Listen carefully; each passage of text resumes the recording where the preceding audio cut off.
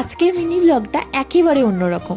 এই প্লাস্টিকের টবগুলো কিভাবে ব্যবহার উপযোগী করে তোলা যায় সেটাই আমি আপনাদের সাথে শেয়ার করব।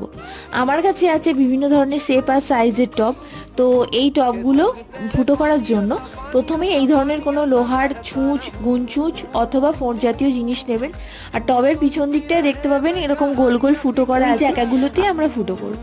তো নর্মালি মা যখন রান্না টান্না কিছু একটা গ্যাসে করে আমি তখন এটা জ্বালিয়ে নিই, কিন্তু আজকে যখন আমি আপনাদের সাথে শেয়ার করব তো তখন আলাদা করে গ্যাসটা জ্বেলেই করলাম। তো যখন দেখবেন এরকম হলুদ রঙের আঁচ উঠছে তখনই জানবেন হয়ে গেছে। তো গরম হয়ে যাওয়ার পর সাথে সাথে আপনি দিলে একসাথে একটা দুটো টব অবশ্যই, যদি দেখেন যে ফোঁটটা গরম হয়ে গেছে তাহলে আপনারা এই শাঁসি বা এই জাতীয় কিছু জিনিস দিয়ে অবশ্যই ধরে নিয়ে করবেন, কোনো অসুবিধা হবে না।